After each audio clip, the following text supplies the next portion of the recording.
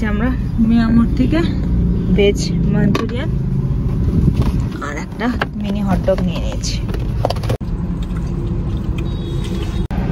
এখান থেকে আমরা ডাব খেয়ে নেবো। দাঁড়ালাম একটু ছাওয়া দেখে, 50 টাকা 60 টাকা করে। চাউলখোলা পৌঁছানোর রাস্তার এই স্টেজটি কিন্তু বেশ রিস্কি।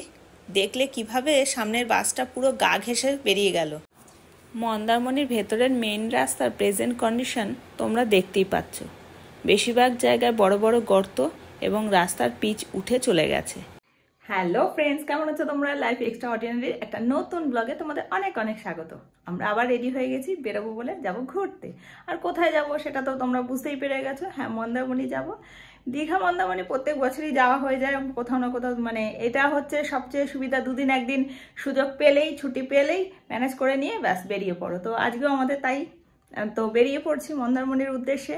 তো সব কিছুই তোমাদের সাথে শেয়ার করব। রোড কন্ডিশন কীরকম, কতক্ষণ যেতে সময় লাগলো, টোল কত, কোথায় উঠলাম, সবই শেয়ার করবো। তো সঙ্গে থাকো, দেখতে থাকো। তো আমরা আমাদের নিজেদের গাড়িতে যাচ্ছি, তো চলো গাড়িতে উঠে আবার কথা হবে।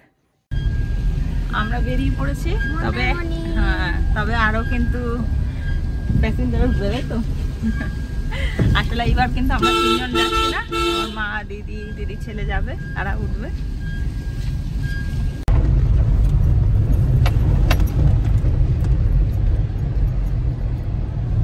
বল, আমরা সবাই উঠে গেছি, রওনা দিয়ে দিচ্ছি এবার।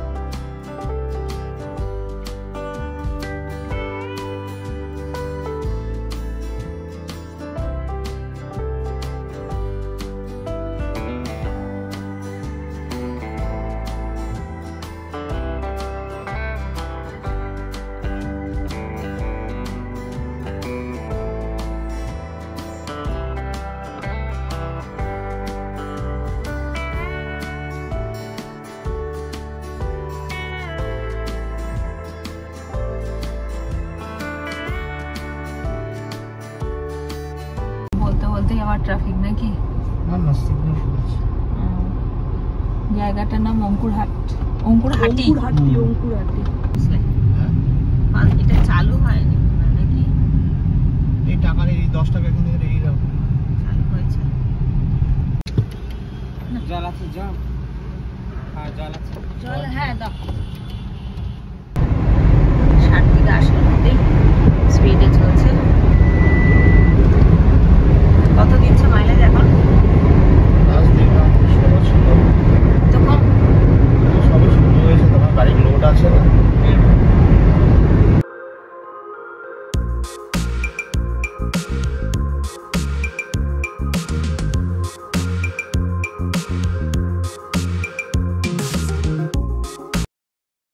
রাস্তা কন্ডিশন ভালো, যত অব্দি আসলাম দেখতেই পাচ্ছ রাস্তা বেশ ভালো, চওড়াও।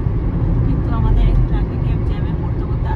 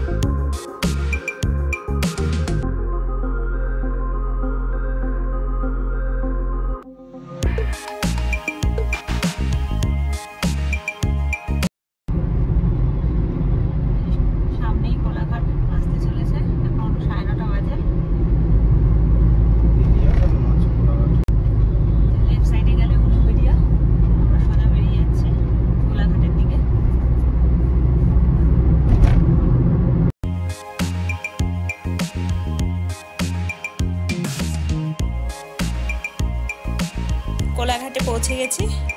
বাইরে প্রচণ্ড গরম আর পৌঁছাতেও দেরি হয়ে যাবে, তাই আর নামবো না ব্রেকফাস্ট করার জন্য। এখানে মিয়ামারও পেয়ে গেছি, ঠিক করলাম এখান থেকে কিছু আইটেম নিয়ে সবাই গাড়িতেই খেয়ে নেব।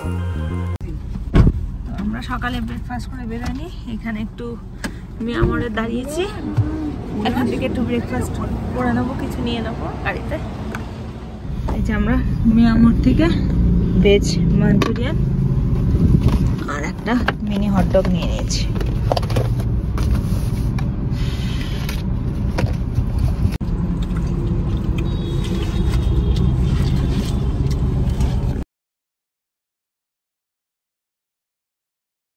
সোজা চলে গেছে খড়গপুর, আর আমরা লেফটে দীঘা মন্দারমণি যাওয়ার রাস্তা ধরলাম।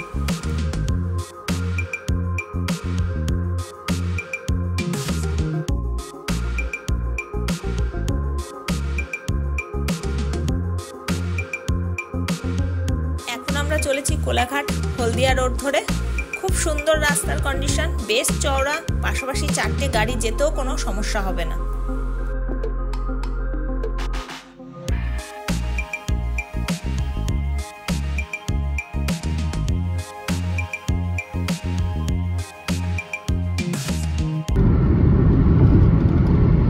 কোলাঘাট তাপবিদ্যুৎ কেন্দ্র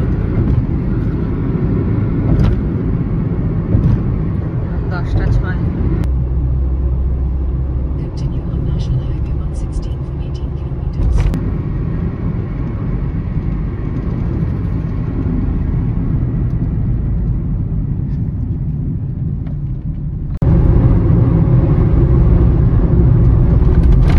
সামনে আসতে চলেছে সেকেন্ড টোল প্লাজা। এটি হচ্ছে সোনাপেটিয়া টোল প্লাজা।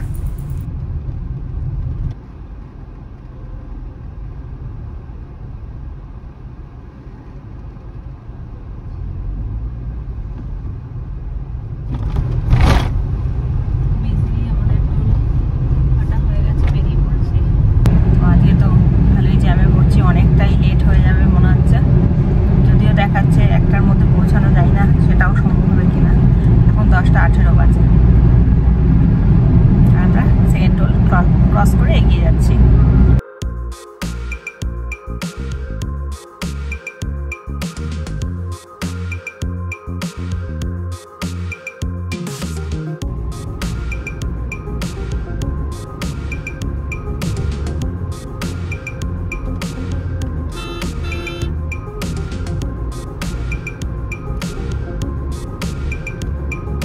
এরপর আসবে নন্দকুমার।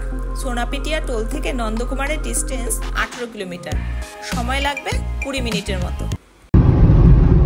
আমরা নন্দকুমারে চলে এসেছি, এবার রাইট টার্ন নেব।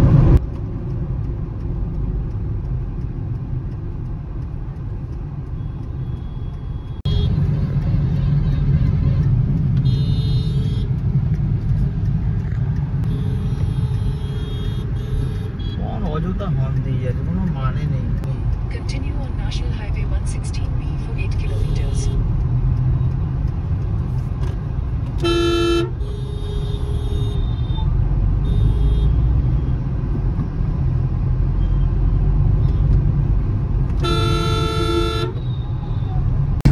এখনো কিন্তু আমরা নন্দকুমার রোড ধরে যাচ্ছি, সামনেই হলদি নদী আসতে চলেছে, হলদি নদী ক্রস করবো।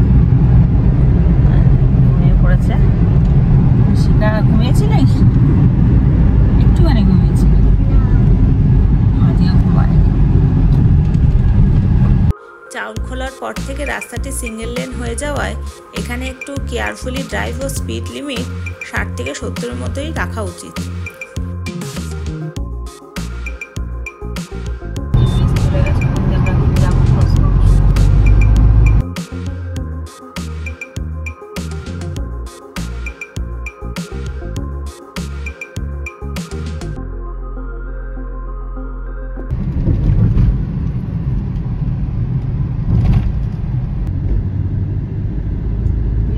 শুরু হয়েছে, আমি দেখতে পেয়েছি। এখান থেকে দীঘা এখনো 78 কিলোমিটার, যদিও আমরা দীঘা যাব না, মন্দারমণি যাব। এখান থেকে দীঘা আর 72 কিলোমিটার।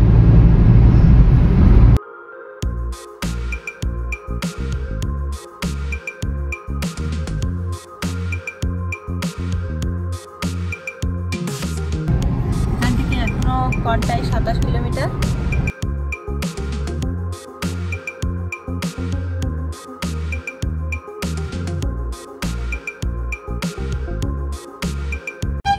এখন আমরা হেরিয়া ক্রস করছি।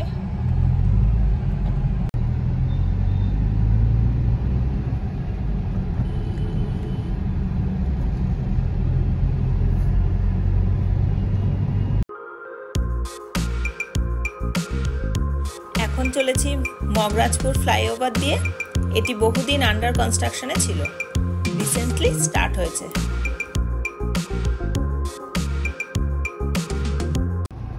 সোজা চলে গেলে দীঘা আর বাদিকে গেলে নন্দীগ্রাম। এই জায়গাটি হচ্ছে চণ্ডীপুর। আবারও একটি নতুন ফ্লাইওভার, এটিও রিসেন্টলি স্টার্ট হয়েছে।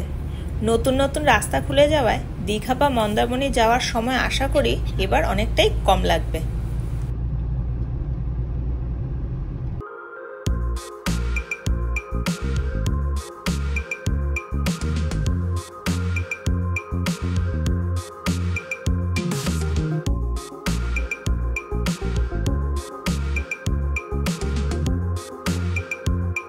এই যে রাস্তার দুধারে ডাব বিক্রি হচ্ছে, একটা ভালো জায়গা দেখে দাঁড়াবো।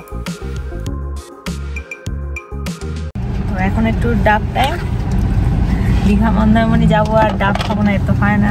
তো এখন একটু নামবো, নামতে তারপর বাকি রাস্তা আবার অতিক্রম করবো। এখান থেকে আমরা ডাব খেয়ে নেবো। দাঁড়ালাম একটু ছাওয়া দেখে। 50 টাকা 60 টাকা করে, আমরা 60 টাকার ডাব 5টা বলেছি দেওয়ার জন্য।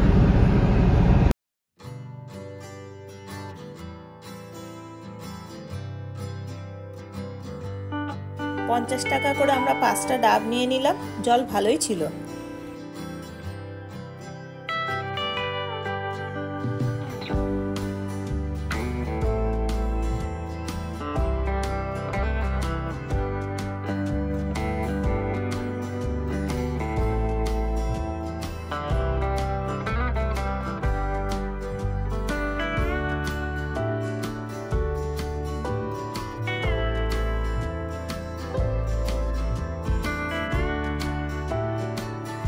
দীঘা যাওয়ার রাস্তা এক এক জায়গায় এক এক রকম। কিছুক্ষণ আগে রাস্তাটি ছিল বেশ ন্যারো এবং কনজেস্টেড, পাশাপাশি দুটো গাড়ি ইজিলি যাওয়াও একটু চাপের ছিল। আর এই স্টেজটায় রাস্তা কিন্তু বেশ চওড়া। আমরা পৌঁছে গেছি কাথি।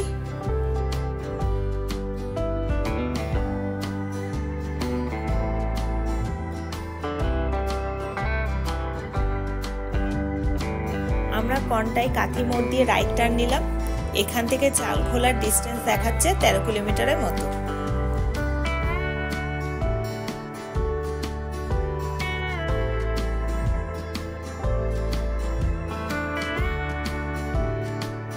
চালখোলা পৌঁছানোর রাস্তার এই স্টেজটি কিন্তু বেশ রিস্কি।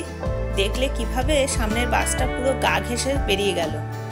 এই রুটের বাসগুলো খুবই বেপরোয়াভাবে চালায়, তাই নিজেকেই খুব কেয়ারফুলি ড্রাইভ করতে হবে।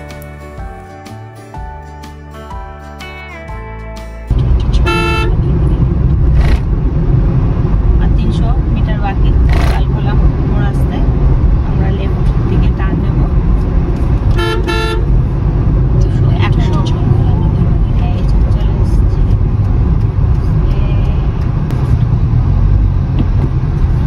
দেখো কত টুরিস্ট নামছে শ্যামলীর বাস থেকে।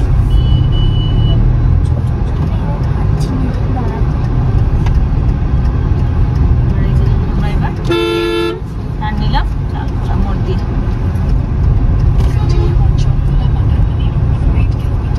হ্যাঁ, চালখোলা মোড় থেকে অনেকটাই ভিতরে যেতে হবে। দেখাচ্ছে 26 মিনিট, 12 কিলোমিটার। 12টা 48।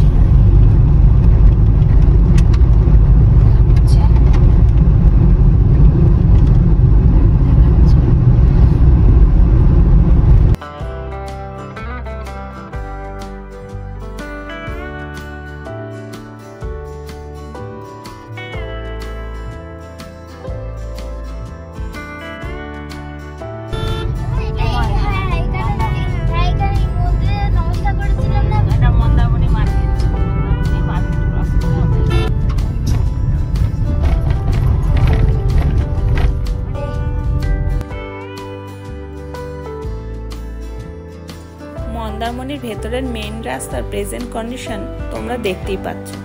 বেশিরভাগ জায়গায় বড় বড় গর্ত এবং রাস্তার পিচ উঠে চলে গেছে। এক কথায় খুবই বাজে অবস্থা।